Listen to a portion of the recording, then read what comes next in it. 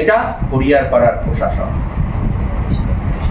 BDO অফিসে deputation দিতে গিয়েছিলাম।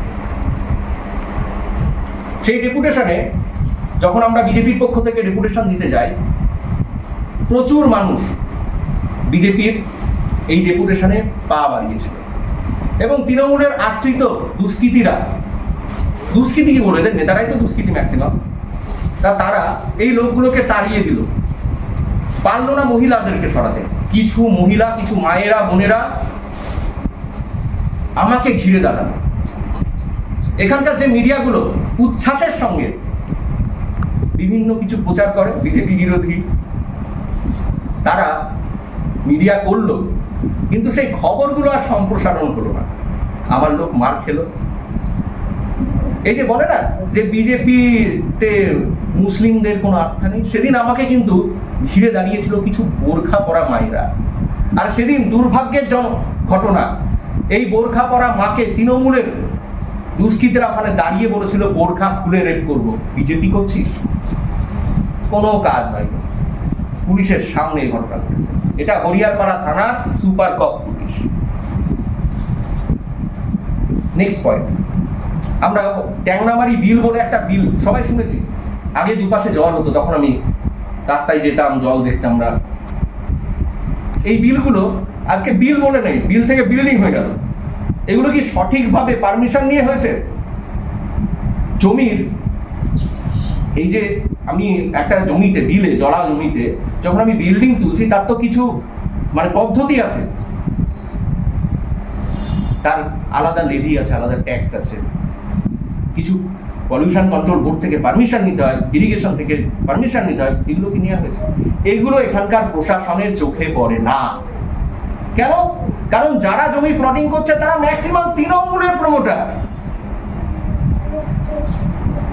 পুলিশ সুপার কপ তখনই যখন তৃণমূল বাদে অন্য কেউ সামনে। নেক্সট পয়েন্টে আসি। আমরা মাঝে মধ্যে এখানে দেখি বিএলআরও অফিসে প্রচুর লোক আমার বাড়ি আসে, আমার জমির রেকর্ড কেটে দিয়েছে, অমুক জন আমার জমি নিয়ে নিয়েছে। জমি দখল নিয়ে হরিয়ারপাড়া বিএলআরও অফিসে জালিয়াতির শেষ নেই। এর আগে তৃণমূলের প্রচুর মানুষ পীরতলা গ্রামে মার খেলো, তৃণমূলের নেতারা গিয়ে সাধারণ মানুষ মারল। মসজিদের জমিও ছাড়ে না এরা, মন্দিরের জমিও ছাড়ে না, আর সাধারণ মানুষের জমি সে তো কথাই নেই। কিন্তু কোনো ভ্রুক্ষেপ নেই প্রশাসন। প্রশাসন চলছে, উন্নয়ন চলছে। এরপর আসি এই তৃণমূলের কালচার। এই তৃণমূল খুব কালচার নিয়ে কথা বলছিল না দুদিন ধরে। এই তৃণমূলের লোকাল কালচার। আমার এই মাটিতে একজন বীর শহীদ দেশের জন্য প্রাণ দিয়েছে, পলাশ ঘোষ। তার স্মরণ সভাটাকে এই তৃণমূলের নেতৃত্ব প্রশাসন থাকাকালীন তৃণমূলের সভাতে পরিণত করল। আমি ফেসবুকে দুঃখ প্রকাশ করে ক্ষমা চেয়েছি শহীদ পলাশ ঘোষের কাছে এবং তার পরিবারের কাছে, যে শেষ সম্মানটা দিতে গিয়েও এই নোংরামোটা আমরা আটকাতে পারিনি, আমরা ব্যর্থ হয়েছি। এরপর আর একটি বিষয় আপনাদের আলোকপাত করব। এই থানায় এই যে কোয়েল চলছে, থানা এলাকায় সব জায়গায় কোয়েল চলছে, আর এখানে এই চন্দ্রদ্বীপে খেলা আর মেলা প্রতিবার হয়, খুব বড় বড় খেলা হয়, বড় বড় মেলাও হয়, এবং তাতে প্রচুর টাকা ডাক ওঠে। সেই টাকাগুলো কোন সরকারি নিয়মে, কোন নিয়ম মেনটেন করে সরকারি খাতে জমা পড়ে বা টাকাগুলোর ব্যবহার হয়, এই প্রশ্ন থাকবে। আর যত সম্ভব, এই যে আমরা আগে জানতাম না জমিদারি, শুনেছিলাম না সব জায়গায় জমিদারি থাকে। আজ আমি বলছি আপনারা জমিদারি দেখতে পান না, চলে আসুন হরিয়ারপাড়া থানায়। এই হরিয়ারপাড়া থানাটা আমাদের আইসি সাহেবের জমিদারি। বাউল, দোলনায় দোলা, সাঁতারে মানে জলকেলি করা সবকিছু চলছে। শুধু বিরোধীদের মুখ স্তব্ধ করার প্রয়াস ছাড়া তৃণমূলের দুষ্কৃতীদের বিরুদ্ধে কোনো রকম স্টেপ এখানে হয় না। আপনি সাধারণ একজন ভিকটিম, থানায় যাচ্ছেন কমপ্লেন করতে, আপনি কমপ্লেন করলেন, থাকলো, আইসি সাহেব আসুক, উনি তো এখন ব্যস্ত আনন্দ আশ্রমে, বিভিন্ন রকম। যাই হোক, আইসি সাহেবের কাছে অনুরোধ, আপনি যে উর্দিটা করেছেন এটা জনগণের দেওয়া এবং জনগণের জন্য। যদি আপনার তৃণমূল দলটা এতই পছন্দ হয় বা হয়ে থাকে, তাহলে উর্দির আড়ালে কেন? আসুন না সামনাসামনি রাজনীতির মঞ্চে লড়াই করি, রাজনীতির ময়দানে।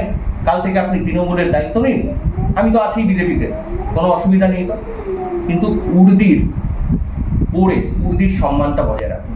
আর যে মাটিতে পলাশ ঘোষের মতন শহীদ জন্মায়, দয়া করে সেই মাটিকে কলুষিত করবেন না। যাই হোক, আমি আর দীর্ঘায়িত করব না, শুধু একটাই আবেদন। হ্যাঁ, একটি কথা বলতে ভুলে গেছি।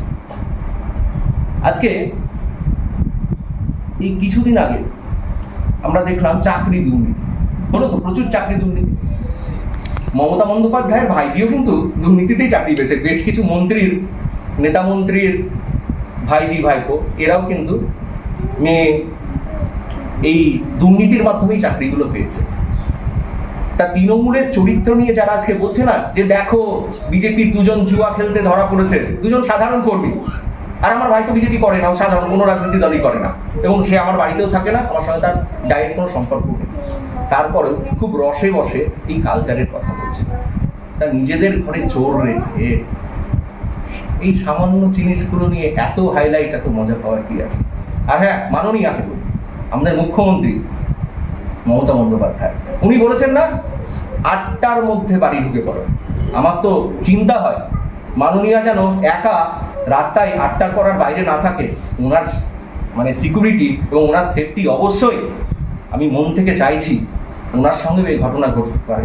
এই তৃণমূল প্রশাসনে, তৃণমূল রাজে সব কিছুই সম্ভব। আর একটি মেয়ে বলেছিল, এর আগে যখন সাধারণ মানুষ আর.জি. করের ঘটনার সময় বারবার আওয়াজ তুলেছিল, পুলিশের উর্দির ভেতরে যে মানুষটি আছে তার মধ্যেও প্রচুর মেয়ের বাবা আছে, তাদের মানবিকতা জাগ্রত করতে চেয়েছিল, তখন একটি বাচ্চা মেয়েকে দিয়ে পুলিশ পোস্ট করিয়েছিল যে পুলিশের মেয়ের চিন্তা ছাড়ো, সে লড়াই করে হচ্ছে বড়। আজ কি বলবেন? কদিন আগে তো আমরা দেখলাম পুলিশের মেয়ে ধর্ষণ, খুব লজ্জা। এখন সেই মেয়েটির মনন থেকে দুটি কথা আমি বলে দিই তার বাবার প্রতি। বাবা, চটি চাটা এবার ছাড়ো, তোমার মেয়েও হচ্ছে বড়। নমস্কার। নামটা বলবেন? তন্ময় বিশ্বাস, ডেজিগনেশন হরিয়ারপাড়া বিধানসভায় 2021-এর প্রার্থী।